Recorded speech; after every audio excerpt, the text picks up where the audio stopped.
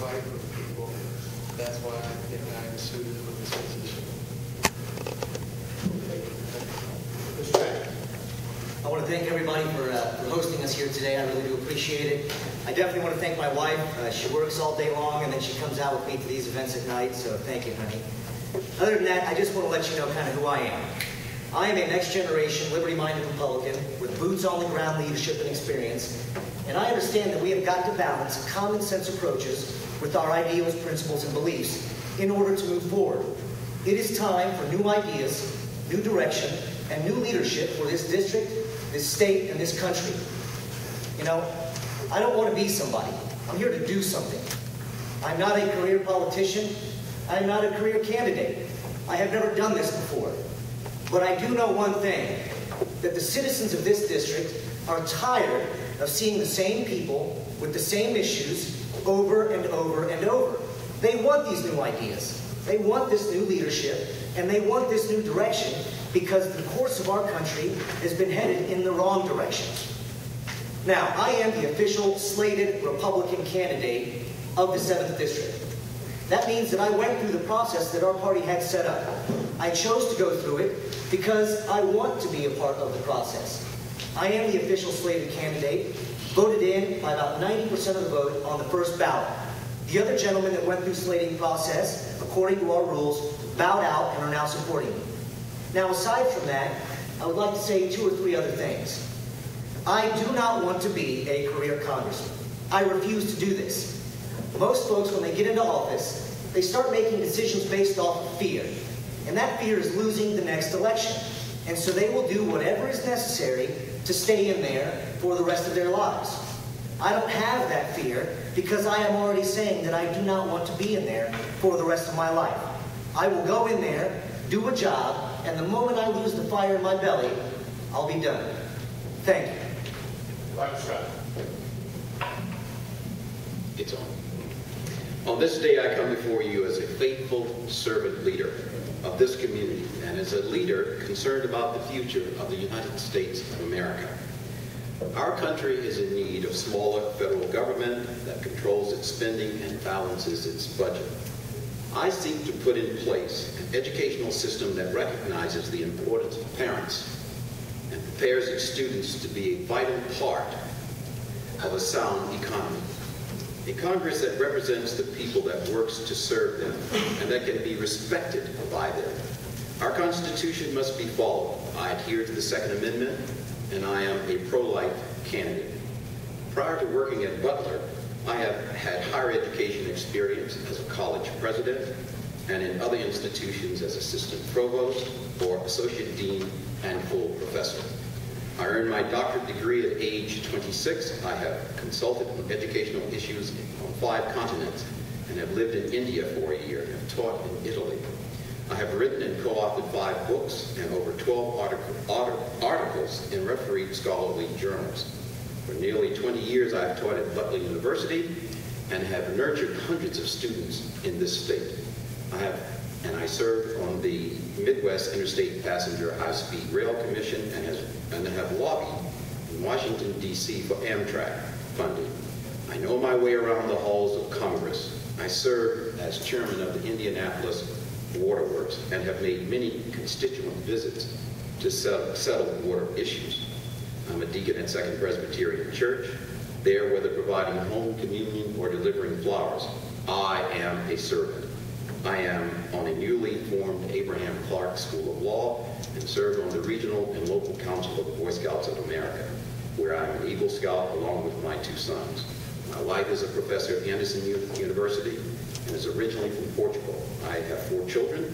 In my 2004 run for the U.S. Senate, nearly $1 million. Our official timekeeper this evening, ladies and gentlemen, is Austin Hauser. Austin will give the candidates these nice big bright yellow cards here to let you know how much time you have with your responses. Mr. Harmon, our first question of the debate is a question actually from me.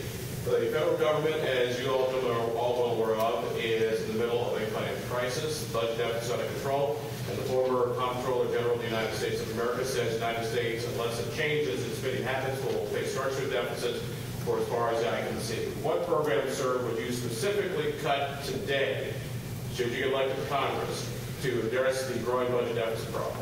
First thing I think we need to look at would be Social Security, because with my experience as a parole officer, working with people that are coming out of false incarceration, out of jail, prison, the majority of the people on my caseload, it appears that their retirement pay is based on disability. They go there and they apply for disability, and the Social Security office grants them disability. It ranges anywhere from, I've seen pay stubs from $600 to $1,600 a month. And their disability is what they claim is I'm in jail or I'm in prison. And they saw stuff inside prison.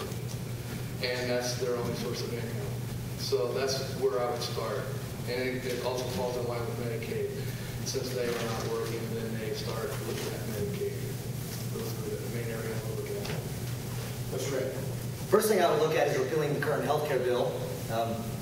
It's an excessive waste of money aside from the constitutionality of the issue. It's just a waste of money. Now, aside from that, I would probably return line item vetoes to the stage so that we can start to trim some fat, some pork out of every bill that comes across that has absolutely nothing to do with the pork that's getting inserted into that bill. So line item vetoes. Next item we'd start to look at is cut down benefits. You know, Social Security, and Mr. Hubbard is right, Social Security, Medicare, Medicaid, the original intent of these programs was as a supplement, not as a sole means of living or survival. So if we can supplement people's retirements, fantastic.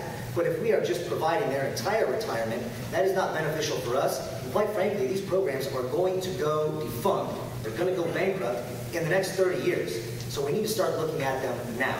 So the current health care bill, line item vetoes, and of course some of the entitlement programs that should be cut back. Dr. Sir. Well, I have a different fix on Social Security. I put my money in, and I want it back. Nobody's giving me anything from the federal government. If they want to settle out at $168,000 of what I put in it, bring it tomorrow and we'll settle up. Otherwise, send it monthly. I think we should stop subsidizing the airlines and rail. For instance, every ticket that you get on an airline, it's subsidized to the tune of $350. Amtrak, even more.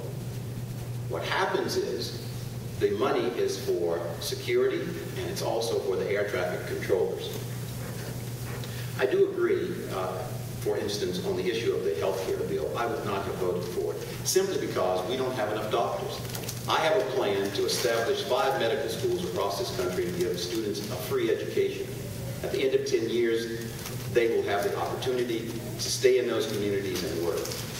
The bill is passed, there's not going to be anybody there. Dr. Scott. Now you've shown we have 30 seconds for rebuttal. Mr. Harmon. Yeah, most definitely need to look at it and make sure that people coming out to prison and jail, make sure people in general are being functional and working and providing for themselves. Money you should put in, money you should get out. Let people take money out, put it into their IRAs. Certainly, if you've paid in, you should get out. I'm not saying eliminate, I'm just saying modify. Now, aside from that, Mr. Scott says he's got a program for medical schools. It sounds to me like just more government, more government, more government. Let's throw government at the problem. I would rather cut government. If we get back to the constitutional principles from which this country was founded, we have the framework already in place. All we have got to do is use that framework properly.